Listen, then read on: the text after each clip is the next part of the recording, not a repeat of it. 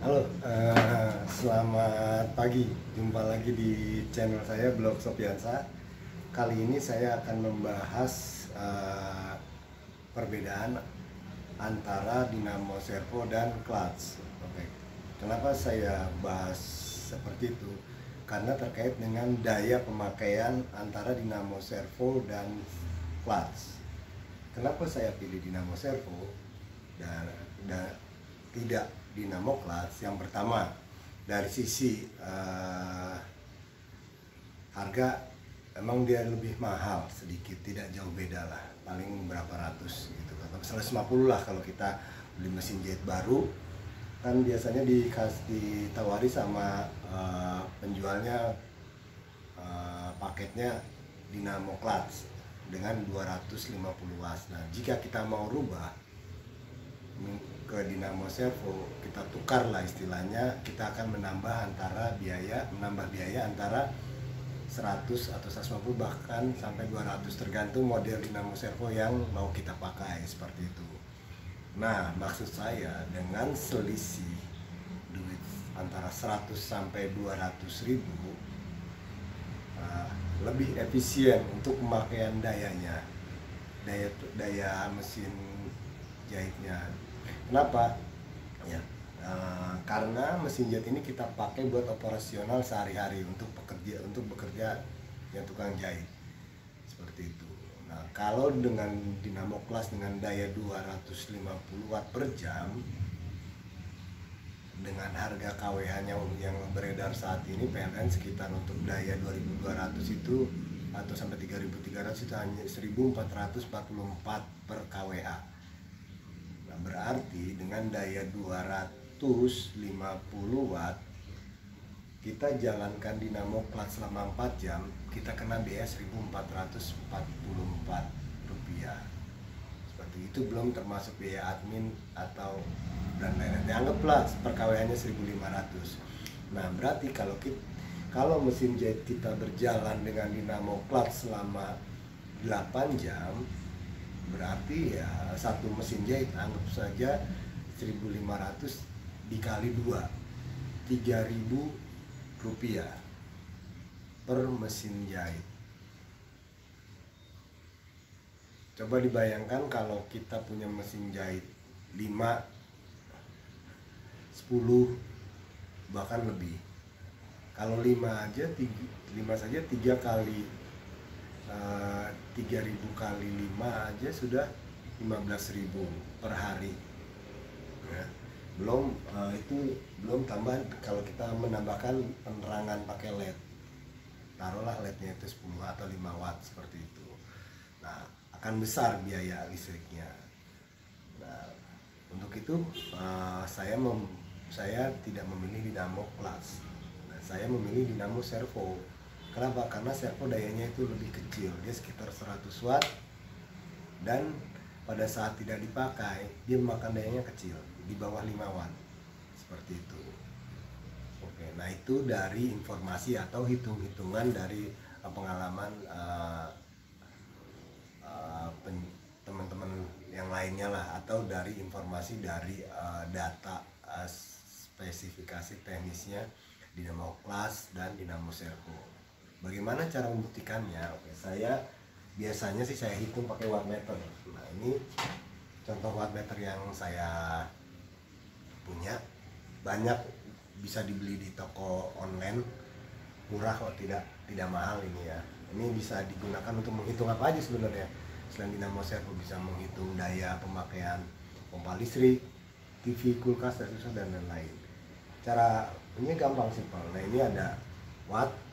Di sini ada indikatornya, kalau V dia volt, kalau A dia ampere, kalau W dia watt. Ini ada low-nya, berarti watt rendah, ini 1, high-nya watt tertinggi. Nah, ini wattnya cos 0 karena dia berdaya pemakaian. Oke, nah nanti ini ketahuan satu mesin itu dia makan daya tertingginya berapa, terendahnya berapa dari low dan high-nya wattnya. Cara meresetnya gimana? Simple. Ini ada tombol reset, tinggal dicolok aja. Yuk kita reset. Oke, nah dia akan ini. Oke, kita reset. Oke, kita langsung praktekkan aja. Ini kosong semua,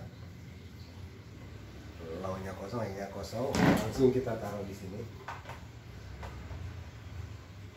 Oke.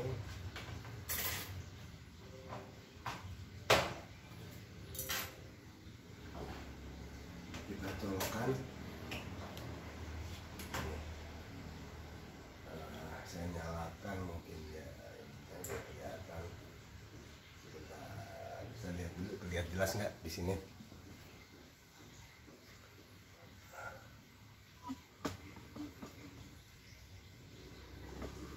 Oke, biar jelas. Sebentar. Oke, ini terlihat. Oke, ini height-nya 1. Nah, ini dia pada saat standby. Oke, saya matikan dulu. Matikan dia 0. Tidak ada daya. Oke, langsung saya nyalakan.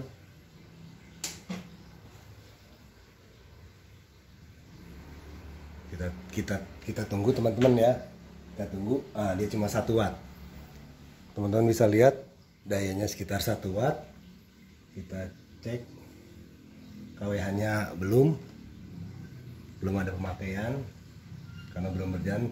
Tegangan saya 228, kisaran segitu voltnya.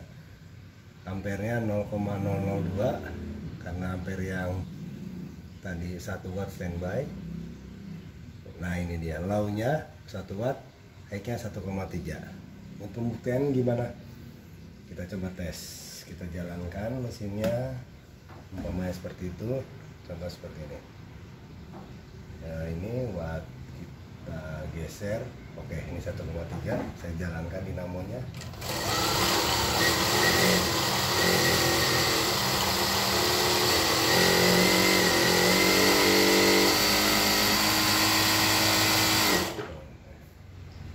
Oke, dia sebentar, wah jadi kusut di sini. Jadi dia bisa mencapai berapa kita height-nya? 283. Nah, 283. Oke, 283 selama per jam nih, karena kenapa? Putarannya cepat. Semakin putarannya cepat, dinamo dia makan daya tinggi. Gitu. Kalau putarannya kita pelan, dia akan makan daya beban yang kecil seperti ini. Ini kan 1 watt standby, 1 watt. Beda dengan dinamo clutch, dia standby wattnya juga makan besar.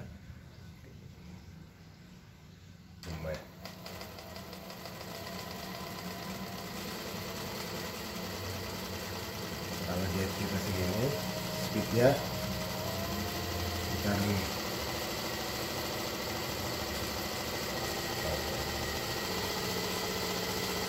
nggak nyampe 100 teman-teman.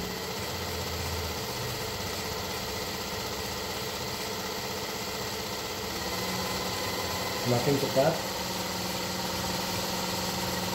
cepat putarannya, dia semakin besar. Nah, seperti itu teman-teman. Jadi maksud saya, dinamo servo bisa kita setel speednya.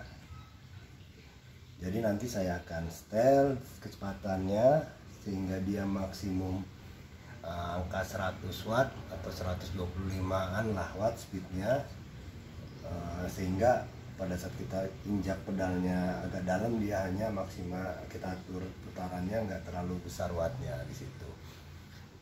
Nanti itu sehingga nanti pada saat produksi beban dia di sini kecil gitu. Nah, ini standby aja cuma sekitar 1 watt, bisa dilihat. Oke. Nah, oke, balik lagi. Nah, seperti itu teman-teman, penjelasan dari saya ya, kenapa saya pilih dinamo servo, itu kecepatannya bisa kita kontrol, kita bisa set dari besar hingga kecil sehingga kita bisa mengkontrol biaya listriknya seperti apa. Ya percuma kalau kita set besar juga, maksimalkan juga speednya, penjahit juga nggak mungkin secepat itu kan, pasti dia akan diturunkan injeknya, karena kalau terlalu cepat hasilnya juga tidak bagus gitu kan. Jadi yang menurut si penjahitnya ideal seperti itu. Nah untuk itu kita batasi speednya di dinamo servo. Nah itu. Jadi kalau saya pribadi ya lebih baik menggunakan skru dinamo servo. Kenapa? Pertama, kecepatannya bisa diatur sehingga beban daya listrik kita bisa terkontrol. Kalau terkait dengan perbedaan antara dinamo kelas dan servo ya hanya 100-200 sekali beli, yang menurut saya sangat murah lah, karena mesin jet itu akan terpakai terus, sedangkan 200 ya pada saat kita bayar di awal seperti itu. Oke.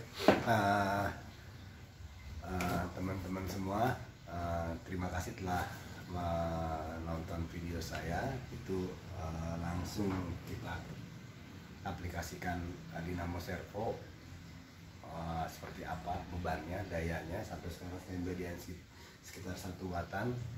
Jadi saya harap teman-teman bisa sebelum membeli dinamo mempertimbangkan sisi baik buruknya seperti apa, maksud saya kelebihan dan kekurangannya seperti apa. Jangan lupa di subscribe channel saya, like dan dikasih like dan komen jika ada pertanyaan. Sekali lagi saya tekankan untuk semangat berwirausaha, karena apa? Wirausaha itu tidak ada batasnya sampai kita tutup usia, sedangkan bekerja ada batasnya, batas pensiun atau batas di PHK atau batas tutup usia. Untuk wirausaha bisa kita wariskan ke anak cucu kita. Nah, sedangkan jika kita bekerja di perusahaan, pekerjaan kita tidak bisa kita wariskan ke anak cucu kita. Jadi tetap semangat untuk berwirausaha, pantang menyerah, jangan takut, insya Allah pasti berhasil. Terima kasih. Wassalamualaikum warahmatullahi wabarakatuh. Sampai jumpa di bahasan berikutnya.